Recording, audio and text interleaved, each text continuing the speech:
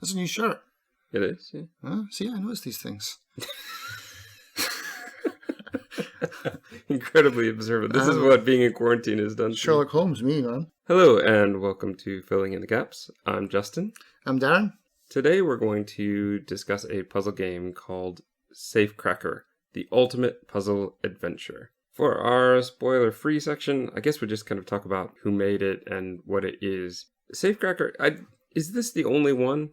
No, there was one that came out in 1990... Hang on a second. It's funny you went straight for that. Okay, so yeah, it came out in 1997. It was developed by Daydream Software, who are like a Swedish developer. It's very much the same as this. There was 35 safes to crack, but you had to complete the game in 12 hours. Oh, this one has no time limit. This one has no time limit, but the original was like, you got to beat it in 12 hours or it resets, which I don't know how that went down, but we can maybe talk about that later. It didn't go too well for them. Let's put it that way.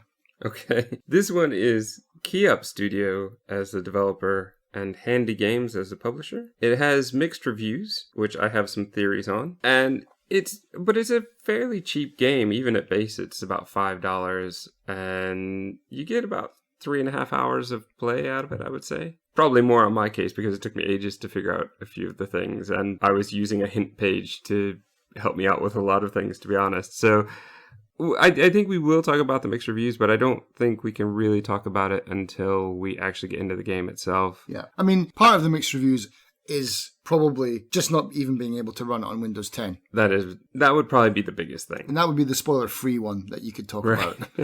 Like, you actually had to send me the files. I was ready to just like say to you, because we'd been talking about doing this for years. This was one of the first games on our list back before we even began. Yeah. And we made like a long list and a short list, and this was on the short list for at least a year.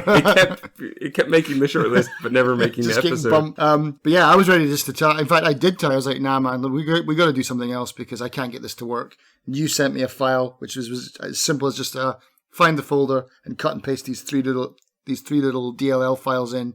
Yes. And ba-bam, Thank it you was to working. the people who have figured it out before us, because I never would have. Because I went on the Steam forums and I was like, okay, I'll try and find a fix. But they're like, oh, go to this, switch off your graphics card, but don't switch this one off, it'll wreck your computer.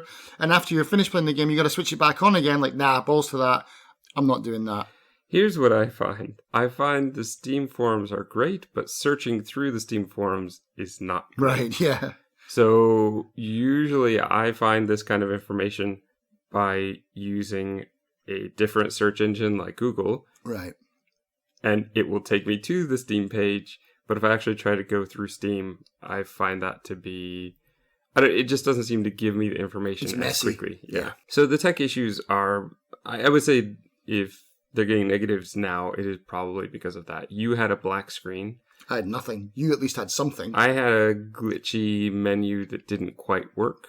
You get to the point where you get to choose your key to save the game, and I couldn't get that to work. Right. But luckily, it does still work. Luckily, there are people out there not only figuring out for themselves, but then sharing the information so the rest of us can play. Yep. It's a very small game. It's under 400 megabytes, which is pretty impressive considering it does look pretty good, actually. Yeah. I mean, this is a 2006 game. It's nearly a decade and a half now, but it still looks and runs for the most part very well once you get these like 3 add-ins put into the file. Right, yeah. Safecracker is a game where basically you have to do a lot of puzzle boxes, I guess would be the way to put it. Crack safes? Yeah, you're cracking safes, but the safes are not. It's not like you're just sitting there with 35 dials and a stethoscope. You're having to actually figure out puzzles. Yeah. It is essentially a puzzle game. I don't like it as much as I like The Room, but I like it. I like some of the puzzles very well, and some of the puzzles I don't. But we need to get into that when we get into the actual game. Yep. So, are you ready? Mm-hmm. Then listeners, this is your spoiler warning. Do not hang on unless you're ready to hear us tell all. Mm. All right, here we are. I didn't like the beginning. And I told you this. I was very kind of annoyed with the beginning. I was sending you messages that I didn't like the beginning. I don't mind the first puzzle. The first puzzle is fine. You just move the circles around to line up the colors. This was a good first puzzle. But then after this, I got into two of the trickier puzzles, I felt like. One of them was the cipher. It seemed to have no clue around for me to solve it. And then I got to the magnet puzzle. Yep. You think the game, at this point, you, personally, Darren, Yeah. loves the magnet puzzle. Yeah. I love that puzzle. I don't like the magnet puzzle. They have entire games like based around this single mechanic. I'm sure they do. I will say, I like the look of it. I like the physics of it. It feels right. The sounds are perfect. It feels real. I'm very immersed in it. But what I don't like are, well, there are a few things I don't like about it. First, this felt to me like the first actual solvable puzzle. And I already felt a bit cheated that I was given a cipher with no clue. And then I get into this room and I get a magnet where every time I start it up, if you make a mistake, it's over and you have to start over again. It's not the kind of magnet puzzle where you get to play in the space and get to bounce it around and figure it out. I also felt that it didn't have a lot of more kind of catching stop points. The fact that it was, you have to get it to wedge exactly against this side or this side of the square. For some reason, it just didn't feel as good as another Labyrinth game that I would be playing. I mean, we've played a lot of puzzle games. I've done a lot of these kind of marble labyrinths before. It just, I think there's that. I think it's the instant death and having to start over. I think it's the false holes was really irritating, especially considering that they give you it's only like 5 tries, I think, before the narrator comes on and says, well, I think you have to aim for the one on the right. And I'm like, well, then why did you Put the other ones in. Why'd you put the other ones in if you're basically going to give it away? One thing I don't like right now, while we're on that, is I don't like him interrupting my puzzle solving. And he does it constantly through the whole game. It's like, just shut up, man.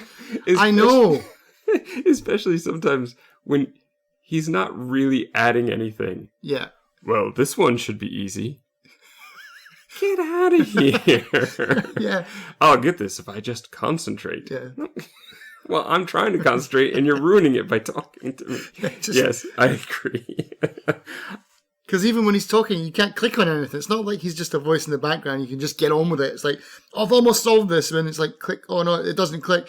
Then, you know, if you're like me, it's like, oh, I forgot what I was about to do. All right, let's start that again. But yeah, that's really annoying. I was not a fan of him interrupting me. I do love the looks of the rooms. I think that they're pretty good. This does solve the problem that room 1 didn't, in the fact that you are walking around. It does feel kind of nice. One thing that I do have to keep in mind, and you're going to have to keep reminding me of this, is this does come out, or this game did come out in 2006.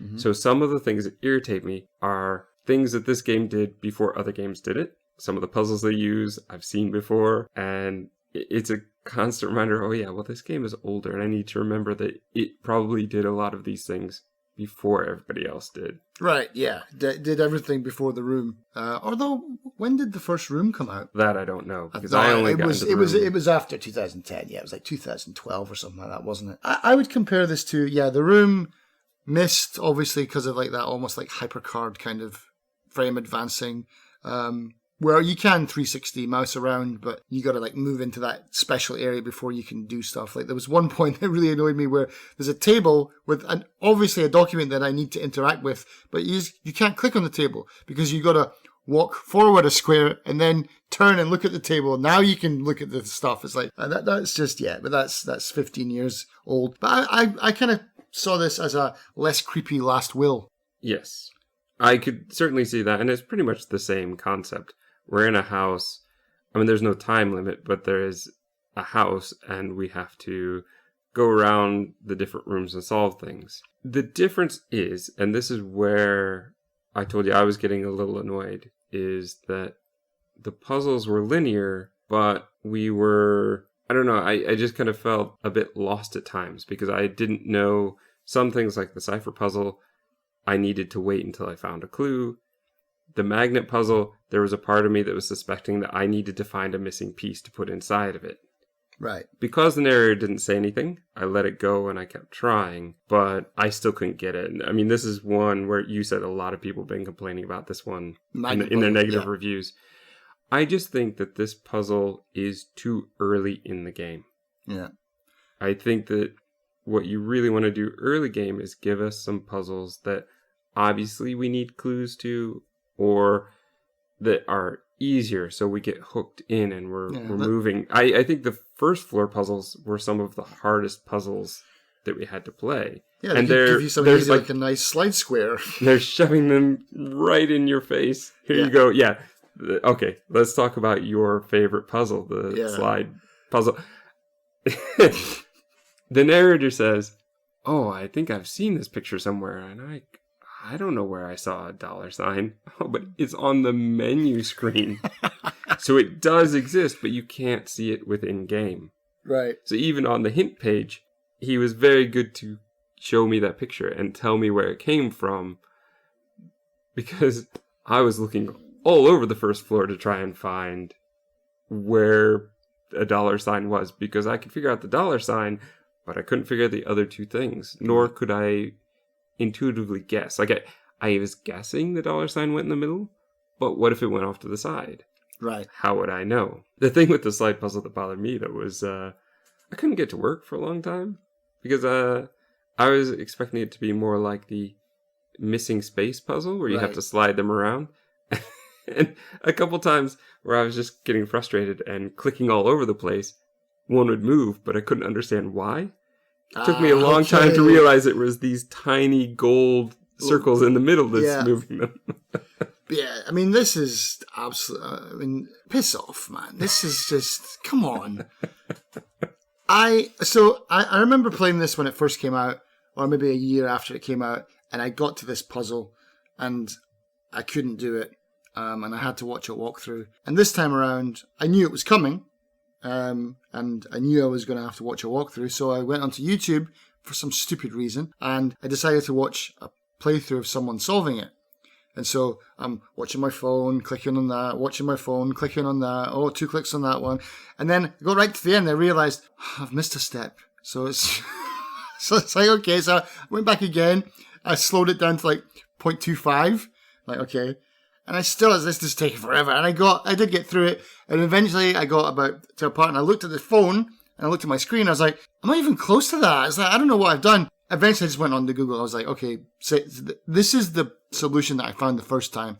God bless this guy. Basically what he's done is he's just like, imagine they're numbered 1 to 16. And here's what you do. And he's like, press 4, just like 4, 4, 3, 5, 5, 5, 5.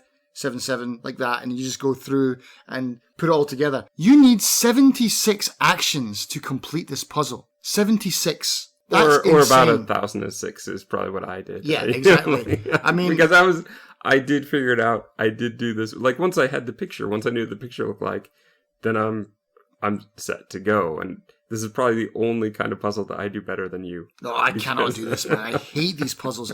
Even a 3x3 slide square, man. I'm done. Like, give it to Chloe. She'll do it.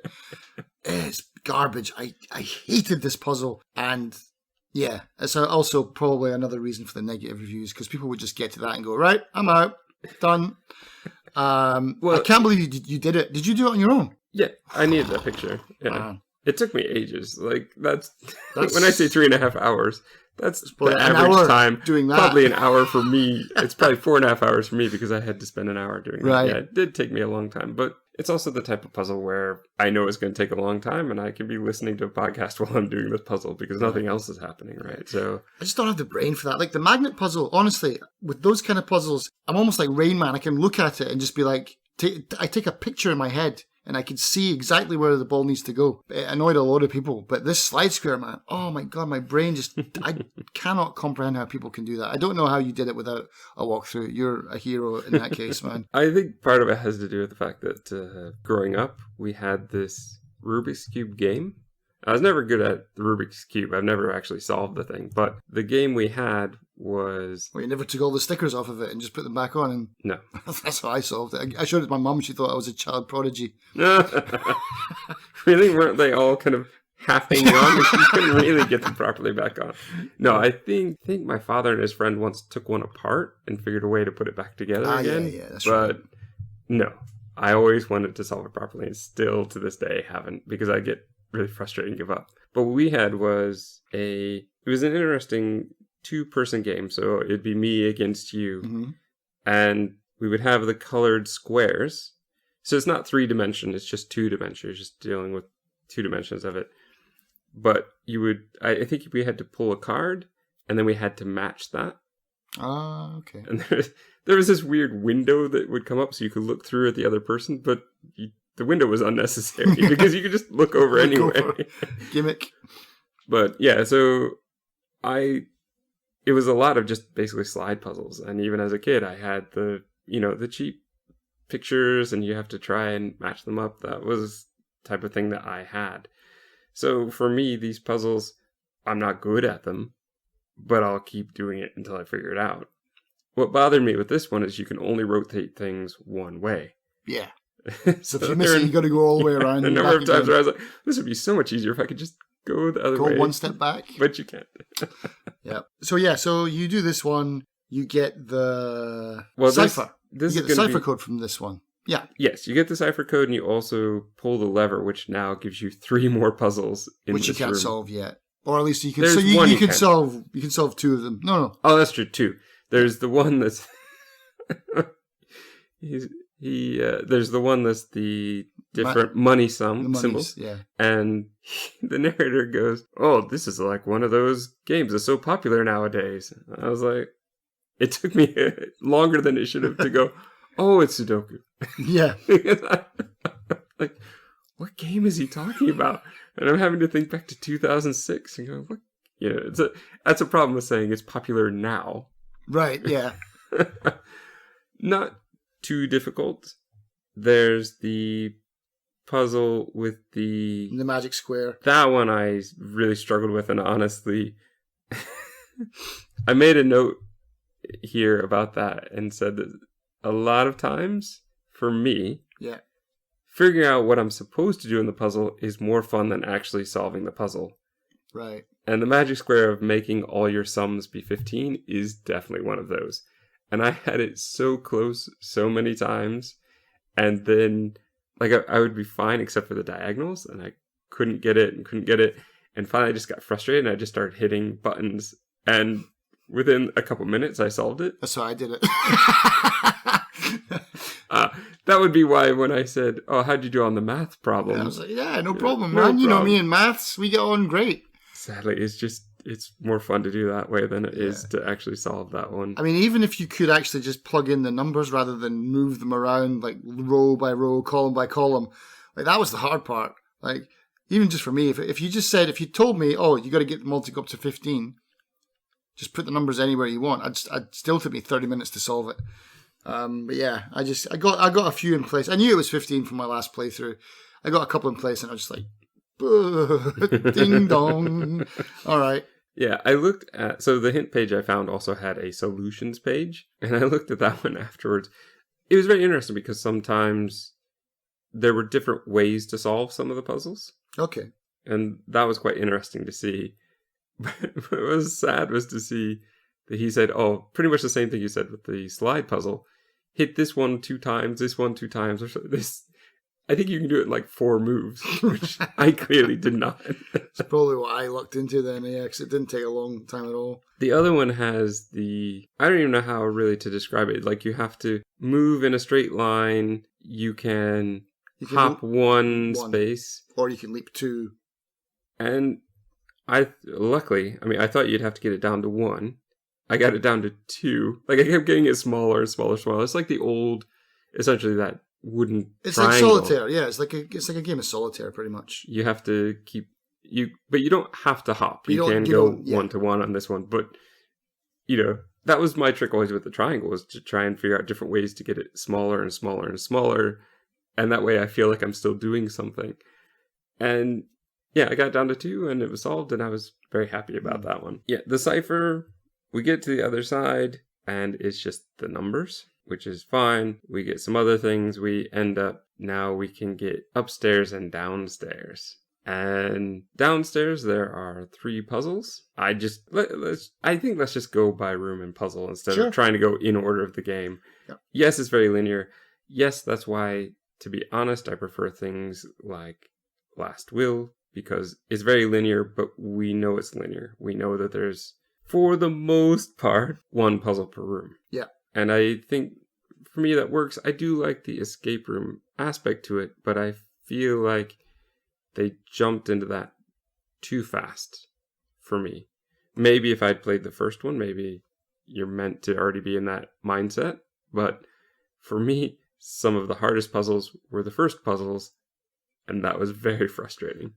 Yeah, I mean, yeah, especially with that slide square one, and that holds a really important key to progress. Unless you get past that, you're not going anywhere in this game. They really need to just delete that entire puzzle. I hated it. Down in the basement, we will eventually... The switchboard thing, kind of like the dials to light them all up. Yes, we have to do that before we can even progress because it's quite too funny. dark. How'd you find that one? You just put them all up. Did you? Because I didn't. I was trying to figure it out. I know that the solutions page had that, but is it not possible that you could mess it up? No, well, I remember, again, I kind of cheated on this one because I remembered it from my last playthrough because I did solve it. I probably did what you did where I was like doing blah, blah, blah, blah, blah. But I think by the end of it, they're all pointing upwards. I was like, oh, look at that. So I just went from left to right and from top to bottom, just tick, tick, tick, tick, tick, tick, tick, tick, tick, tick. I just wonder because when you turn a horizontal row, it only affects the horizontal ones, and the vertical one would only affect the vertical one. So I just imagine that by not doing that first, I might have messed something up and not found the easy solution, but I did find it. Right. I do think that there's possibly more than one solution because of that, but I'm not going to go and check. Once we can get into the basement, this is the puzzle. So this is the first one I went, oh, this one again. And it's the 853 puzzle. Oh, you've got 5 in the middle, but it has to be 4.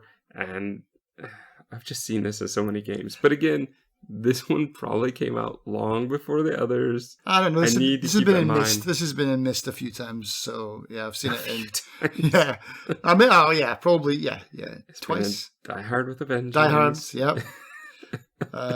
Yeah, it's definitely a fairly tired puzzle. It needs to be put to bed. I mean, they even had it in. They had a version of it in We Were Here Together with the filling up the oil for the car, but it was different. You know, they'd done something to switch it up a little bit, but it's essentially the same puzzle. They had it in Aporia as well. Yes, they did. One of the bonus puzzles. Yeah, so this one's been done maybe a bit too much. Let's take a break from it for a while. I like the next one though, where you had to do the green laser, the green lights. Took me a little while to figure out what I was doing. Took me a while to figure that one out too, because there's a ton of lights. It's like a Christmas tree, and yeah, you're like, okay, got to get into that little alcovey bit, but how do you get there? It's like, oh, this is easy. Oh no, I'm one short, or I've over skipped the boundary kind of thing. I like that puzzle a lot. Right. Again, they seem to love to make you start over. Like they could just make it go, and then you have to figure another way out. But start over, and it's okay. But then in my frustration, sometimes I'm clicking on ones too quickly and not thinking it through and getting myself even more frustrated. And was that it? Is it just those 3? It's just those 3. What do you get from that? You get I don't remember, but you get something. Well, from the water one, you get the fountain upstairs to be finally working. Oh, that's what it is. Yeah. And so now you can put in the plug that you got. And I hate this puzzle. So you get to the fountain. Oh, and you got to stand on the tiles to pee water into the fountain. And you have to do it in just the right order or something. I didn't. And you can't step off. If you were like, oh, I want to activate the one on the other side, I'm just going to skip around and go around. It resets. Yeah. This is another one where I just kind of walked around and eventually got the right solution. Yeah, I think I did the same. In the dining room, see, the dining room has a really good puzzle that would be a much better first puzzle, I feel like. Yeah, because it's just, it's very simple. It's basically, I think it's so simple that they even used this puzzle in the original Resident Evil. I totally missed this puzzle because I wasn't paying attention. So I didn't turn around and look at the wall. So I walked through and I wasn't paying attention. So when I walked back, I didn't see the paintings. So for a long time, I had this picture going, why do I have this picture of this girl? What is that supposed to be? And it wasn't until later, like much later in the game, after I'd unlocked that door and I was trying to get back through for something, that went, oh, those paintings are a puzzle. I should probably solve that. Yeah, would be handy. So you take care of that. You've got the upstairs, the kitchen with the dumbwaiter. That's a silly puzzle, but I mean, it's not hard, but it's just like, it's right there. I mean, I was going like, it's right there. Can he not just grab it? Does it have to be exactly on the level? But then a window pops up. It's like, okay, it was blocked by glass. Fair enough. Yeah, blocked by glass is a problem in this game because there's a chair. I could break this glass. Yeah. Yeah, we've also got the blue room, the blue bedroom, which has the signal, the kind of signal box that you have to match. Mm-hmm.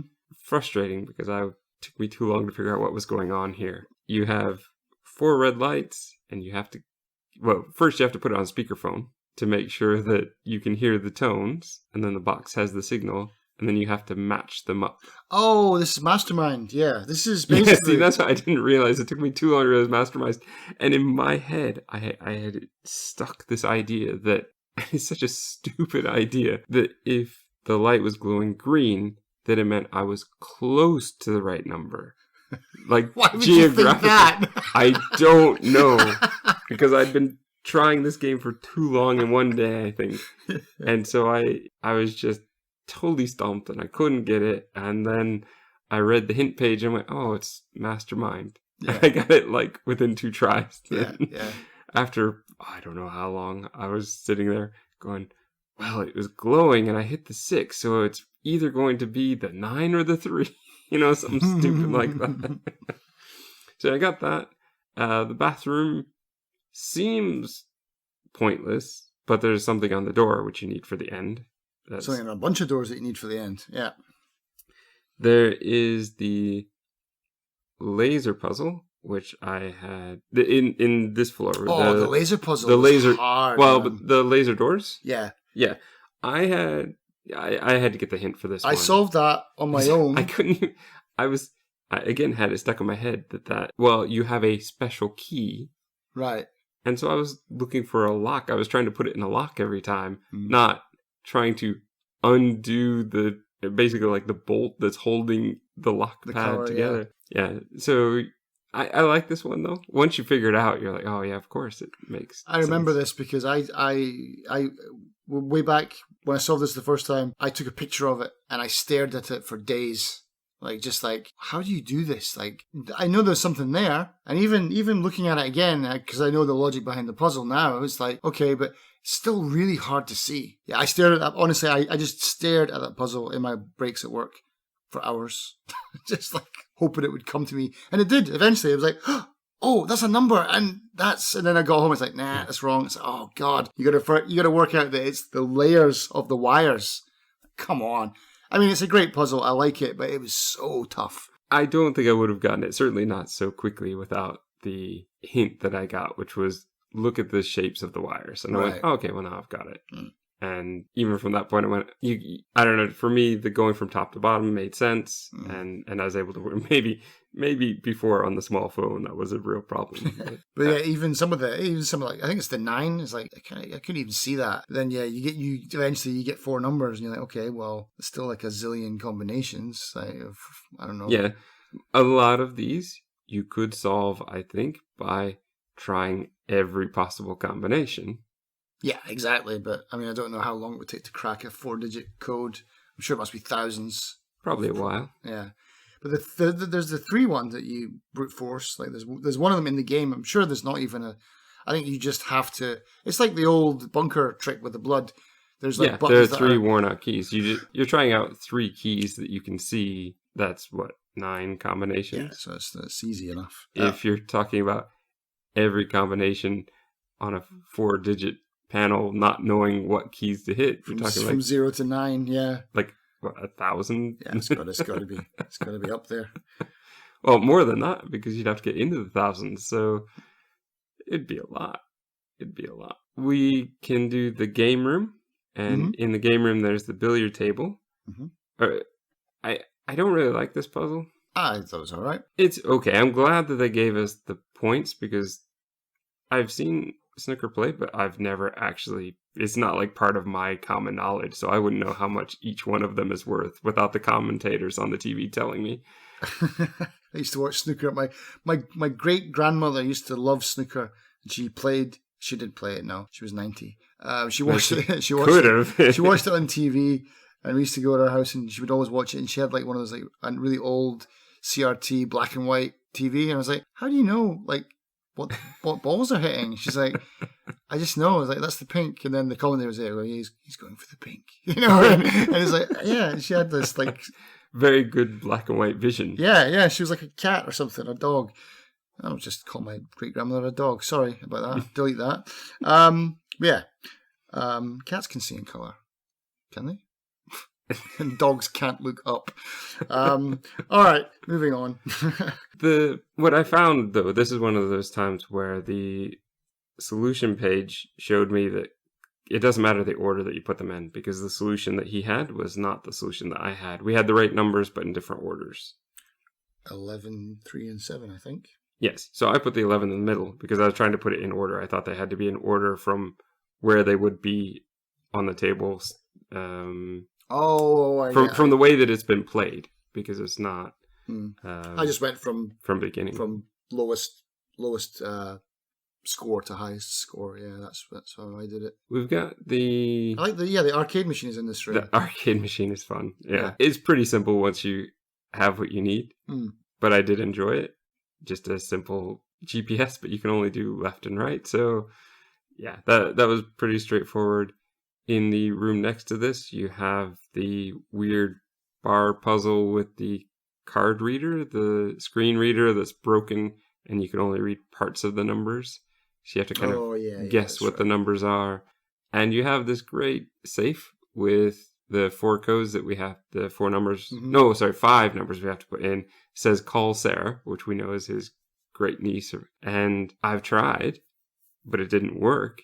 Using the normal numbers from a normal keypad on a normal phone. Yeah. Didn't even think about the other phone that I had seen. Took me a while to figure this one out. Far too long to figure out. Because even when you look at that phone, you're like, that's not right. I was so obsessed with the signal box and trying to get it to work and trying every key in there that I wasn't even looking at the phone. Right. Until it became part of the puzzle. And yeah. Once I did look at it, I went, well, this is super obvious. I should have seen this one already. There is, in the hallway, the puzzle with the wheels, where you have to also move bars in to open it up. To get the broom closet ending. That was my favourite ending. What? Stanley Parable. Oh, okay. Yeah, how did you feel about that one? Because these tend to frustrate you a bit. Yeah, I was full on trial and error for me for this one. I did remember, I knew it was coming, but I think it's quite easy. I think you just go like from top to bottom. You just go like, I think it's just like much the same as that slide square puzzle. It's like 2 times, 2 times, 2 times, 2 times, 2 times, 2 times, like that, up just from top to bottom.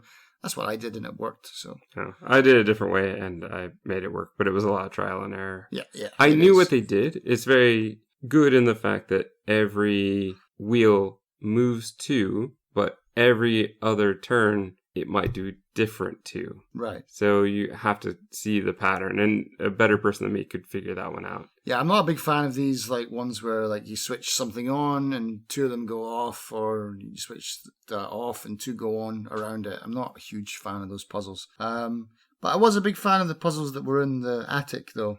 I like the one in the big safe. I like the chess one. Of course you did. You already know the answer. Well, you should know it too, because we did it in Last Will. Mm-hmm. Somebody always stepped in and did it.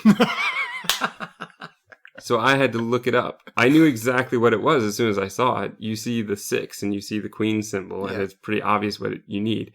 With this puzzle, I can always get it to 5, but I can never get to 6 because I can never quite remember how it goes.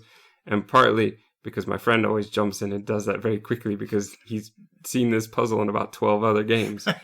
But that's the thing. I have not played as many of these games, and I've already seen this like 3 times. I don't want to see this puzzle anymore. Yeah. It feels like this puzzle is designed for people who know what it is. It's a very difficult puzzle for somebody who doesn't know how to do this. You'd be screwed if you didn't even know how to play chess. You'd be like, I don't know anything about this. Like, what's even going on? Right. I do think, though, there is a decent correlation between people who like puzzle games and people who at least know how chess works. But it took some kind of master to figure out this puzzle to begin with. It's just that now so many puzzle people know the solution that it's expected to be more common knowledge, I guess. Yeah. I think now maybe I could get it close, or at least have a better idea if I come across it again, but honestly, I'd rather not. I'd rather more new puzzles. The light loop, though, was quite fun and fairly easy. Mm-hmm. Making it... I nearly cried when I realized it had to be a loop, because I hadn't made it a loop. Yeah, I got to the end and I was like, all right, ta-da! Oh, it's not opening. Yeah. But it was only just like one click on there, like click. Oh, there it is there, right. It was just one that was missing that went tentatively, like, click, click. Oh, thank goodness. You know, like, so I'll just start over. Start it again. Yeah, and that's pretty much the upstairs, because you've got the violet room is basically just put in the keys that you already have. You put the gold key in. I love that. You put 2 keys in, you're like, all right, what's behind the door? Oh, another door. You've got the music box where you need the gold key for it. Which opens far too slowly. It's painfully slow watching that thing open, man. And that's pretty much it. Obviously, the final puzzle here, but we'll get to that right at the end. So we need to talk about the 2 rooms we haven't yet. Well, 3, I guess. We've got his office. Let's talk about the office first. So the office is a really tricky puzzle. Is that the laser? Yes. So this is the one where you have to hit the buttons in the right order. Did you not recognize that puzzle? Not at first. I didn't know what was going on. Oh, that's quite funny, because I ripped that puzzle off for one of our... puzzle boxes that you made. Yeah, I know after I started it. But it took me a while to get... Once I randomly clicked and found 2 buttons to stay down, then it very quickly came back to me, and I went, oh, well, now I understand what this puzzle is. I think, again, the problem of early on setting the precedent that you need a cipher or you need a missing piece to solve these things made me give up on this one, because I was assuming I needed more information, or that maybe they didn't mean what I thought they meant. And no, it was very straightforward once I knew what I was doing. Once I had those 2 buttons, I went, oh, I think I've got it now. Yeah, and it was very easy. Basically, all you do is you click it, and then you realize, like, oh, those first 2, I can't get to those 2, so that's my starting point. You know, you're pretty much done in two goes. It's essentially chevrons on a telephone buttons. Kind of like a dial-up, and you need to get them to all stay down, and you need to push them in the direction that the chevron is pointing to. And the number of times that the number chevrons. So if it's 1, then you push the very next one. If it's 2, then you're going to skip ahead. And if it's 3, then you're going to skip 2 and get to the 3rd one. But you have to get them all down. But yeah, once I found the starting point, then I just needed to follow it, and I had no problem. Really pathetic laser puzzle after that. Yeah. Yeah. Okay. Move to lasers. Okay, well, there we go. Yep. But I liked what was inside. I liked the workshop. Yes, I like one of these puzzles. I liked them all. Let's start first with the laser puzzle. This one, I think you could have just forced your way through. I probably would have solved it faster if I just forced my way through, to be honest. Because it doesn't start you over every time. So you could just keep changing it and changing it and changing it. I was under the false impression that the color that was glowing at the top, which was a light blue, was the color I was trying to turn the laser. And that was wrong. Yep. You need the clue. It needs to be 8 less than buttercup. So you have to... Just say yellow. I mean...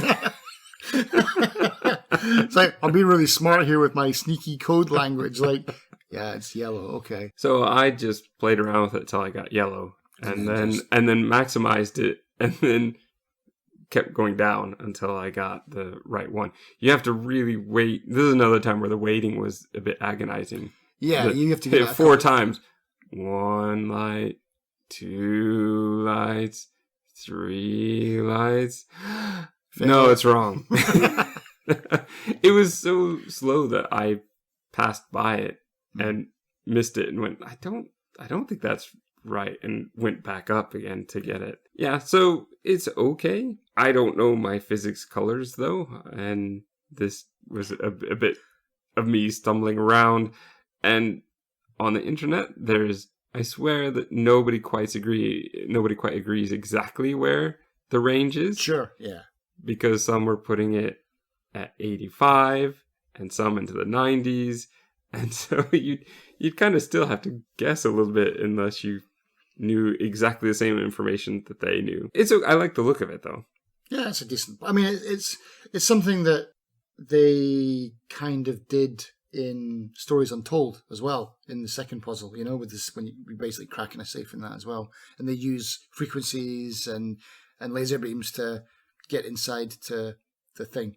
I think the difference is in that one, we had the information. But that's what I mean. It's like this was like the first puzzle that I've ever seen with this kind of thing. So it's like that now they're doing it and they're doing it better. They've improved on it now. But I think this is like the first time I've ever seen that kind of laser beam into a safe puzzle.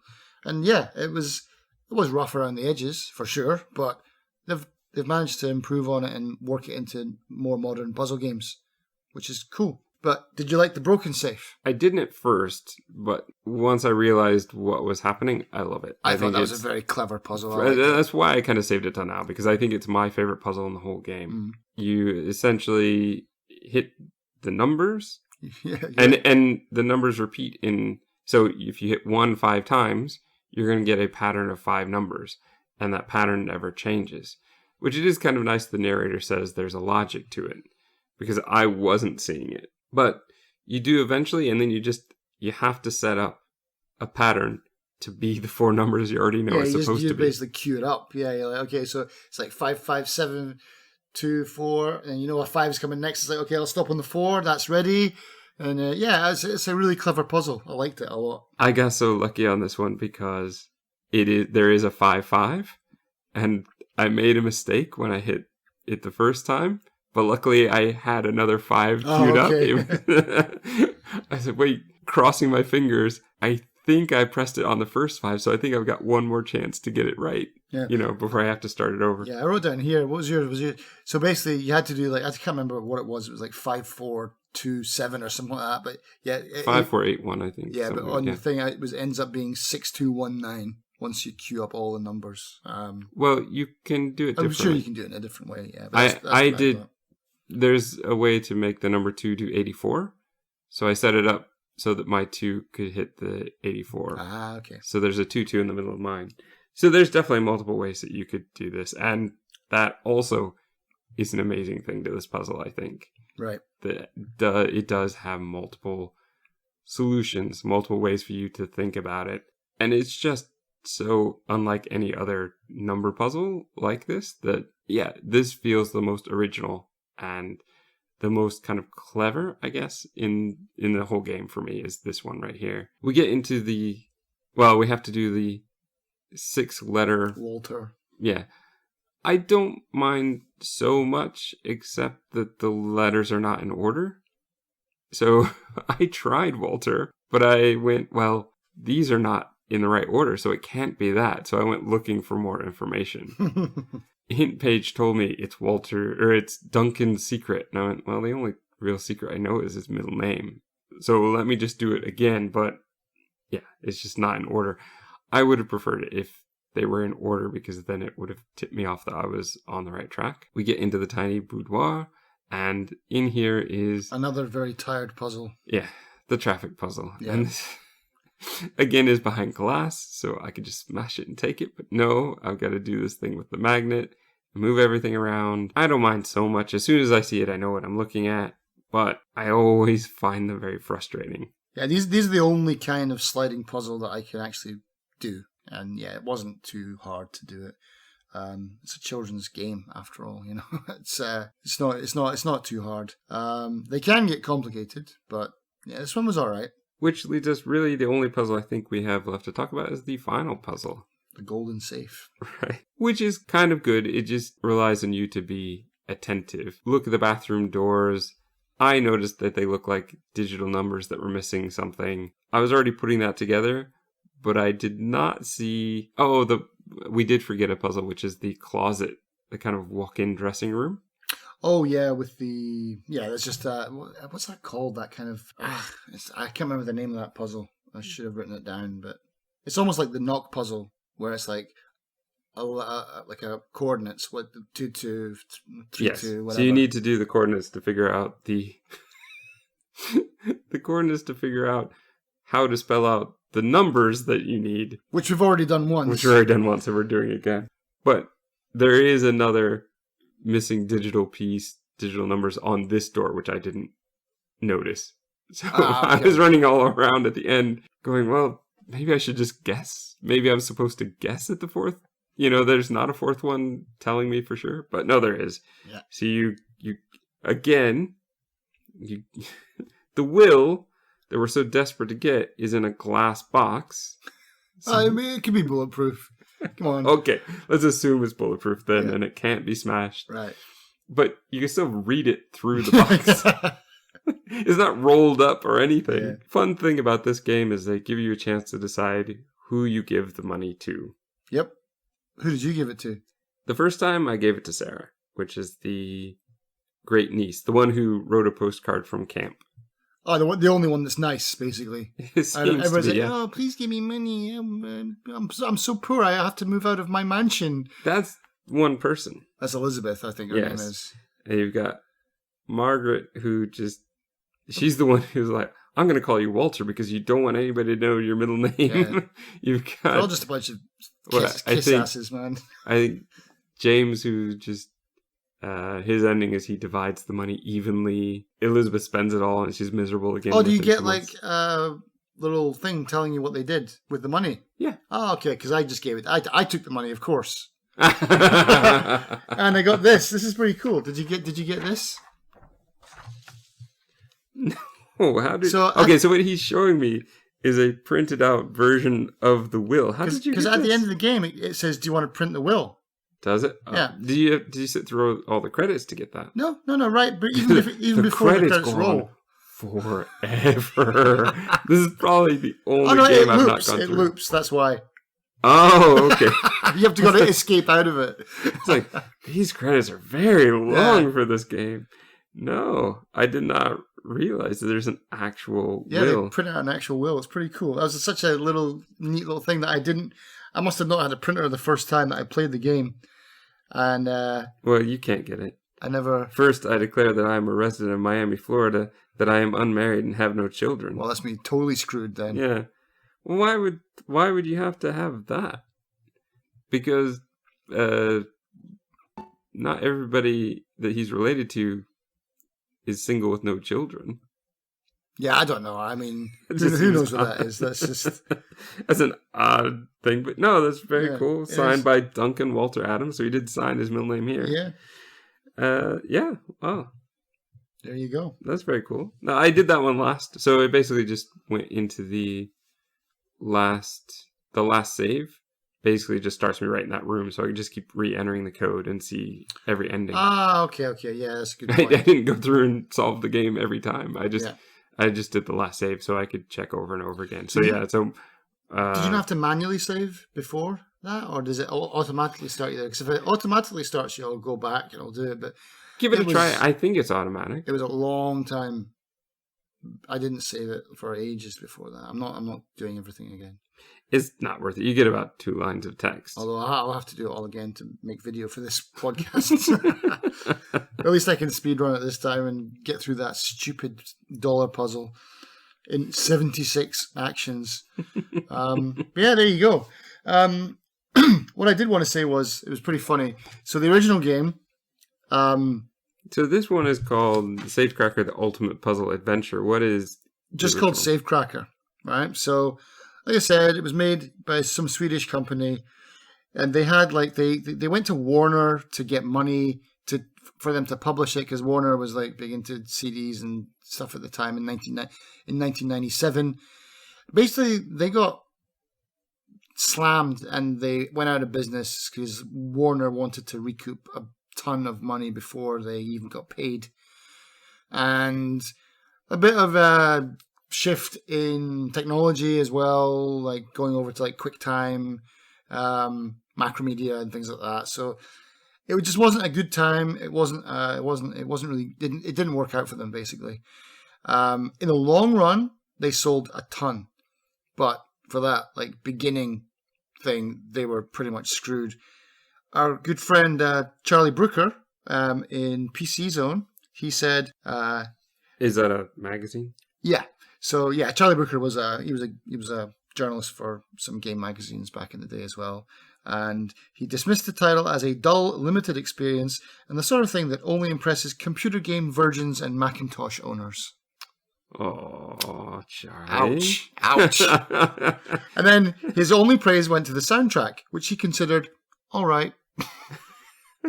I wonder if you would feel the same today. Well, here's the weird thing as well. PC Zone stuck by their guns. So when this new one came out in 2007, they're like, nope, we still hate it. But like everyone else was like, this is amazing. Everyone else loved Safecracker when it came out in 2006, 2007, whatever it was. But yeah, PC Zone was still like, well, we're not going to go back on what Charlie said. So we still hate it. Doesn't matter what iteration it is. But they did say the difficulty curve of the game comes in very harsh spikes. And they also said it was agonizingly unimaginative. I can see that. It's light on story, I guess. Definitely, if that's what they want. But I mean, as far as, a lot of people crave these kind of games where they don't want. Like, that's why I play a lot of these games, is we just want to see interesting, imaginative, cool puzzles.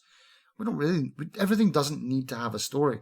Like, all these people nowadays, I'm like, oh God, it's like old granddad. Nowadays, he wrote that back in the first one in 96 or something? I'm saying, like, even nowadays where it's like, all FPS games must have this compelling storyline that goes along with them. Like, where back in the day, I just like, pick up a gun and shoot something in the face. Story? What story? You got the story on the back of the box. Yeah, basically, yeah. So, yeah, I mean, yeah, I can get it's not for everyone. And I was interested to see what you thought about this, because, yeah, the controlling is still, the controlling definitely feels dated. Like that stilted kind of frame by frame, hypercard kind of move forward. Okay, mouse around, move forward. And you've got to click. You can't just click over there.